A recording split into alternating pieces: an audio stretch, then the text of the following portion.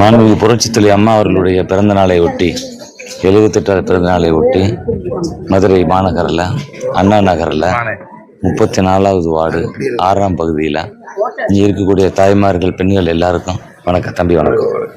அத்தனை பேருக்கு இன்றைக்கி ஒரு கோல போட்டி நடத்திக்கிறோம். இதில் ஒரு 500க்கும் மேற்பட்ட பெண்மணிகள் கலந்து கொள்கிறார்கள்.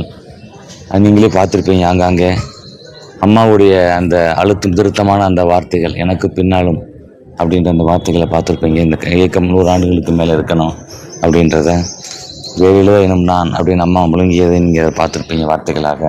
அவங்க இதுகளை அவங்க வரைந்திருப்பதை பார்த்துருக்குறீங்க.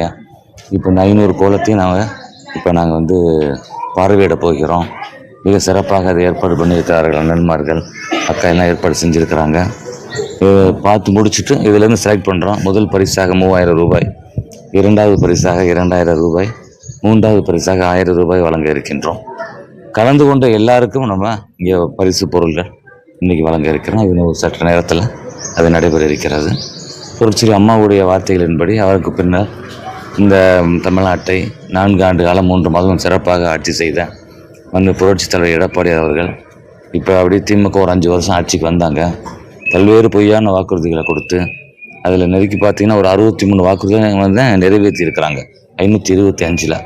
அப்போ கணக்கீடுபடி பார்த்திங்கன்னா 12-13% தான் நிறைவேற்றி இருக்கிறார்கள். நம்ம எல்லாருக்குமே தெரியும், மதுரையில் தான் பிடிஆர் அமைச்சர் இருந்தார் அந்த நேரத்தில். அவர்கிட்ட கேட்கும் பொழுது என்ன நாங்கள் 1000 ரூபா கொடுக்கணும்னு சொன்னால் உடனே கொடுக்கணும், 5 வருஷத்தில் கொடுப்போம்ல அப்படின்னு சொன்னவங்க 28 மாதம் கழிச்சு தான் மக்களுக்கு கொடுக்க ஆரம்பிச்சிருக்கிறாங்க. அதுவே மக்களுக்கு 28,000 ரூபா ஒரு வீட்டுக்கும் பாக்கி வச்சுருக்கிறாங்க. அது ஒரு 50% பெண்மணிகளுக்கு தரலை. இவர் எண்ணற்ற திட்டத்தை சொல்லலாம். சொத்து வரியை உயர்த்த மாட்டோம் அப்படின்னு அவங்க சொன்னது 487வது வாக்குறுதி. இன்றைக்கி பார்த்தீங்கன்னா வரிக்கு மேலே வரி, எல்லாத்துக்கும் வரி போட்டிருக்கிறாங்க. வரி குதிருக்க வரியை கூட எண்ணிடலாம் போல இருக்குது. இந்த வரி எத்தனை வரின்றது எண்ண முடியாது போல், அந்த அளவுக்கு மிக மோசமான வகையில். அண்ணே வணக்கம், வாங்க உள்ள வாங்கண்ணே, வாங்க. ஆமாம், இப்போ என்ன உள்ள அண்ணே உள்ள வாங்க சார். 2 மணி நேரத்தில் தேர்தல் அறிவிக்க இருக்கின்றது.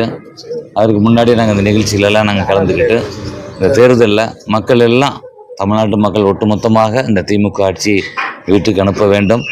சாமானிய மக்களுக்கான ஆட்சியை தந்த பல்வேறு நல்ல திட்டங்களை அம்மாவை நீங்கள் பார்த்தீங்கன்னா, பெண்மணிகளுக்காக தொட்டில் குழந்தை திட்டத்திலேருந்து முதுமை வரைக்கும் திட்டங்கள், ஸ்கூலுக்கு போனால் சைக்கிள், காலேஜுக்கு போனால் லேப்டாப்பு, அவங்க வழியில் வந்த எடப்பாடியார் பெண்மணிகளுக்கு 25,000 ரூபா மானியத்தில் ஸ்கூட்டி, தொடர்ச்சியாக தாலிக்கு தங்கம் உன்னதமான திட்டம் இந்த திமுக அரசு அதை நிப்பாட்டி விட்டுட்டாங்க.